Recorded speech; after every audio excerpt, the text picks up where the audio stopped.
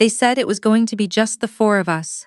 Me, my husband's parents, and maybe his sister. A quiet dinner, something low-key. Those were the exact words my mother-in-law used when she texted me 3 weeks ago.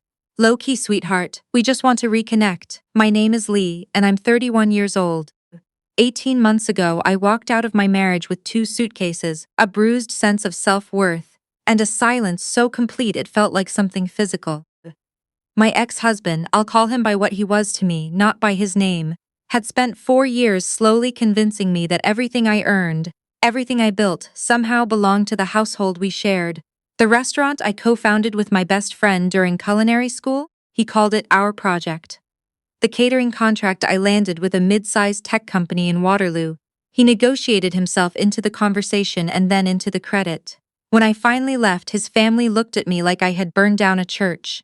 I hadn't spoken to any of them since the day the divorce was finalized. Not a text, not a holiday card, nothing. And that was fine by me. More than fine, actually. I had spent the better part of a year just learning to sleep without a knot in my stomach. So when my mother-in-law reached out in October, I almost didn't respond. I stared at that text for 2 full days. My best friend, the one who co-owns the restaurant with me, told me not to go. She said it flat out, sitting at the prep counter on a Tuesday morning with a coffee in one hand. Don't go, Leigh. There's no version of this that's good for you. But there was a part of me, and I hate admitting this, that still wanted some kind of closure, that still thought maybe, just maybe, my mother-in-law had grown. She'd always been the more measured one in that family. Less volatile than her husband, less cunning than my sister-in-law. I told myself it was worth one dinner. I texted back and said yes. She suggested a Saturday evening. A steakhouse in downtown Toronto, one of those places with dark wood paneling and menus that don't list prices on the version they hand to guests. I knew the restaurant. We'd actually catered a private event there once, which is a detail that'll matter later. I got dressed carefully that night, not to impress anyone. I was long past that, but because I've learned that how you walk into a room changes how you carry yourself inside it. I wore a charcoal blazer and the kind of boots that make a sound when you walk. I took the subway, which was a choice I'd make again. Keep your transportation your own.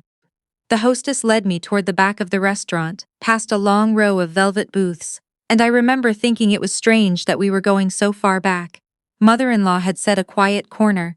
Maybe that was what this was. Then I turned the corner. There were 12 of them already seated. 12. My mother-in-law, my father-in-law, my ex-husband's sister and her husband, their 3 kids, 2 cousins I'd met maybe twice, an aunt who had never once spoken to me at family gatherings, someone's boyfriend I didn't recognize, and, sitting at the head of the table with the particular posture of someone who expects the world to arrange itself around him, my ex-husband. I stopped walking. The hostess, to her credit, kept moving. She pulled out the one remaining chair, a chair that had clearly been left for me, positioned so that I'd be sitting directly across from my ex, and gestured toward it with a practiced smile. My mother-in-law stood. She was wearing a cream-colored blouse and she opened her arms like I was supposed to walk into them. Leigh, you look wonderful. Come, sit down, everyone's been waiting. I didn't move for a moment. I just stood there, taking in the table, bread baskets already half empty, a bottle of red wine open and poured, 2 more bottles on a side table beside a wine cooler that had been wheeled over specifically for this party, and in front of my ex-husband already a plate of oysters. My father-in-law grinned. Not warmly. It was the grin of a man who had set something up and was enjoying watching you realize it. There she is. We ordered ahead. Hope that's okay. Didn't want a course, I said. My voice was steady. I was surprised by how steady it was. I sat down. The next 40 minutes were a performance. Small talk about the weather. It had been a particularly gray November in the city. Updates on cousins I barely knew. My sister-in-law showed me photos of a trip she and her husband had taken to Banff, and spoke for 11 minutes, straight about a gondola ride. My ex-husband said almost nothing directly to me, but every few minutes he would say something to the table that was clearly meant for me to hear. She always liked this restaurant, actually. You know how it is, some people just don't know how to let go of the past. The food kept arriving, tomahawk steaks, a whole roasted chicken for the table, a seafood tower that required its own stand. One of the cousins ordered a second bottle of a Niagara Cabernet that I knew, from experience, ran about $260 a bottle. My sister-in-law's husband ordered a whiskey flight to start. Nobody asked me what I wanted. A server appeared at my elbow at one point and I ordered a sparkling water and a salad, which earned a smirk from my father-in-law. "Just a salad, Leigh? You always did watch what you spent," he said, and the table laughed. A laugh that was just a half-second too long to be comfortable. And then, around the 90-minute mark, my mother-in-law set down her fork and folded her hands on the table. "We're so glad you came," she said. "We've missed you. You were part of this family." "Thank you," I said. "And we know things ended. Not the way any of us would have wanted." She glanced at my ex-husband who stared at the tablecloth. "But family is family, and we thought it was time to put the ugliness behind us." "I appreciate that," I said. My father-in-law reached into the breast pocket of his blazer and set something on the table between us. A folded piece of paper. "We also wanted to talk to you about the business, about what you built together." There it was. I looked at the paper but didn't touch it. That was settled in the divorce. "Well, the lawyers said one thing," my father-in-law said, his voice dropping into the register he used when he wanted to sound reasonable.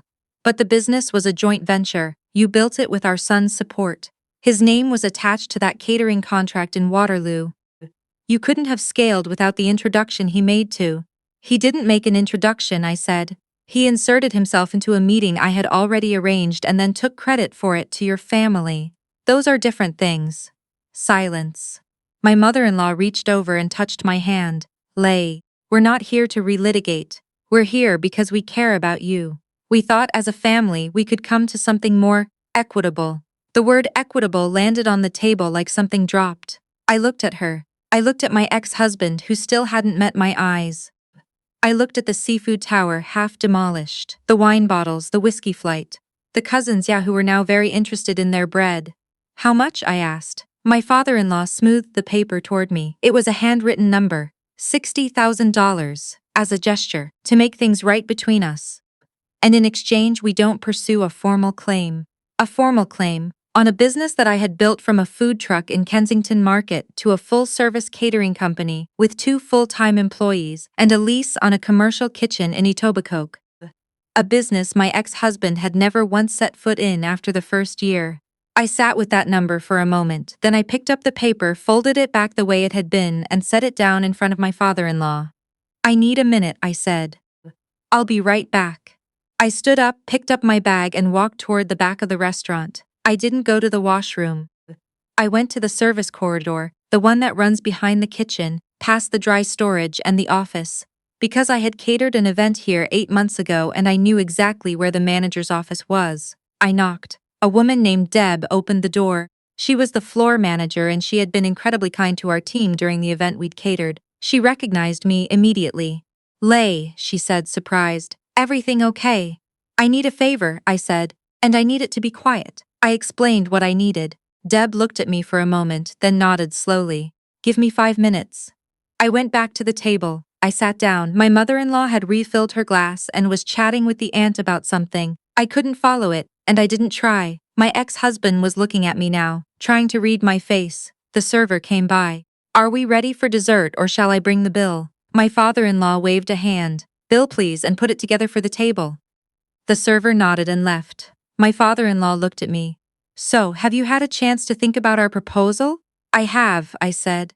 And I think you should receive exactly what you're entitled to." He smiled. My mother-in-law smiled. My ex-husband's sister looked pleased in a way that made the back of my neck feel warm. The server returned.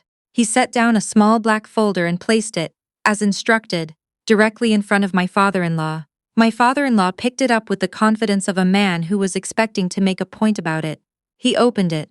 His expression didn't change all at once. It shifted in pieces. First his eyes narrowed, then his jaw tightened, then his hand, the one holding the folder, went very still. "What is this?" he said. He turned the folder so it faced me. The bill was itemized: every bottle of wine, the seafood tower, the 3 tomahawk steaks, the whiskey flight, the desserts 2 of the cousins had ordered while I was in the back, the valet parking for 4 vehicles that had been charged to the table at the start of the evening. The total was $4,310 and some cents. "This is your bills," I said. "The bill for the table," he said. "You're part of this table." "I ordered a sparkling water and a house salad," I said. Deb separated my items. "Mine came to $32. I've already settled it." Silence. The kind of silence that has texture. This is ridiculous, my sister-in-law said. Her voice was sharp. We all came here together. You split the bill together, that's how it works. I was told this was a quiet dinner, I said. 4 people. Those were the words used. I didn't agree to dinner for 13. I didn't order any of this food. And I have to be honest with you, I wasn't going to pay for it regardless, but especially not after being handed a piece of paper asking me for $60,000 at the table. My ex-husband finally spoke. Leigh, don't, I said, not loudly. Just, don't. My father-in-law set the folder down. He looked around the table. The cousins were suddenly very involved with their phones. The aunt was examining her napkin. My mother-in-law had gone a shade paler. We don't have that kind of cash between us tonight, my father-in-law said, dropping his voice. You know that's not how we operate. We assumed. You assumed I would pay, I said. Because you've assumed that for 4 years. And I think a part of you also assumed that a woman running a small catering business wouldn't have the nerve to say no to you in a nice restaurant. He stood to speak. I kept going, not raising my voice. I've checked with Deb. The restaurant's policy is that the bill needs to be settled before anyone leaves. That's standard for tables of this size. You're welcome to put it on cards, split it however you want. I'm going to get my coat now. I stood up. I picked up my bag. My mother-in-law said quietly, Leigh, please, don't do this. I looked at her, and for a moment I felt the thing I always felt around her, that particular ache of wanting her to be different, of wishing she'd been on my side even once. I didn't do anything tonight, I said. That's the whole point. I walked to the coat check, collected my jacket, and left. The night air on King Street was cold in that clean, specific way November gets in Toronto. The kind of cold that wakes you up. I stood on the sidewalk for a moment and just breathed. My phone buzzed before I'd made it half a block. My sister-in-law. I didn't pick up. Then my mother-in-law. Then a number I didn't recognize that was probably one of the cousins. I turned my phone over in my hand and then put it in my bag and kept walking toward the nearest subway entrance. Over the next 3 days, the messages came in waves. My mother-in-law left 2 voicemails, the first angry, the second crying. My sister-in-law sent a text calling me a word I won't repeat. My ex-husband sent a long message that I read once and then deleted, because there was nothing in it that was new. I'd heard every sentence before in different arrangements. What I hadn't expected was my father-in-law's approach. On the Wednesday after the dinner, I got a call from a number I didn't recognize. I almost didn't answer, but something made me pick up. Some instinct I couldn't explain. It was a journalist. A freelance writer who covered small business stories for a regional outlet. She said she'd received a tip about a catering company operating in the GTA that had been involved in a legal dispute over intellectual property and founding contributions. She'd been given my name. She wanted to know if I had any comment. I knew immediately where the tip had come from. I'd be happy to talk, I said. Can I call you back in an hour? I spent that hour calling my lawyer. My lawyer is someone I genuinely trust. A woman who had handled my divorce and who had at several points over the past year told me to document everything. I had emails, text messages, time-stamped receipts, a contract with my business partner that predated my marriage by 6 months, and, crucially, bank statements showing that my ex-husband had removed himself from the business account in year 2, during a period when the company was not yet profitable and had never contributed to it again. I called the journalist back. I told her my full story. I had my lawyer send over the documentation she was willing to share. I was calm, specific, and I did not say anything about the dinner. The article that ran 2 weeks later was not what my father-in-law had anticipated. It was a story about a woman who had built a business from the ground up. It mentioned the divorce. It mentioned the attempt to claim retroactive founding credit. It quoted my business partner. It quoted 2 of our clients. It quoted me. My ex-husband's family's name was not in the article, but the situation was described clearly enough that anyone who knew them would recognize it. I know this because 3 separate people texted me the article with some variation of, "Is this about who I think it's about?" I didn't respond to any of those messages either. What I did do that same week was sign a new contract. One of the clients quoted in the article, a mid-sized events company based in Mississauga, reached out the day after publication. They had been thinking about consolidating their catering vendors. They wondered if we'd be interested in becoming their exclusive provider for corporate events. We met on a Friday. My business partner came with me. We sat in a boardroom with floor-to-ceiling windows and a view of the 401, and we talked for 2 hours about what we could offer them. We signed the contract on the following Tuesday. It was the largest contract our company had ever signed. I didn't tell anyone in my ex-husband's family. There was nothing to tell them. They weren't part of my life anymore. Not really, not in any way that touched the things that mattered. And I had spent long enough explaining myself to people who had already decided what I was. The $60,000 piece of paper, I learned later, had never had any legal basis. My lawyer said she would have had it dismissed within a week if they'd ever actually tried to file anything. They never did. My mother-in-law did one more thing. A month after the dinner, she wrote a post on her Facebook page, one of those long, meandering things that doesn't name anyone but makes sure you know who it's about. It talked about ingratitude, about young women who take advantage of families that open their arms to them, about how some people will show you who they really are when times get hard. It got about 40 comments. Most of them were from her friends. A few were from extended family members who, I suspect, knew exactly what had happened and decided to take the path of least resistance. I saw it because someone screenshotted it and sent it to me. I read it once.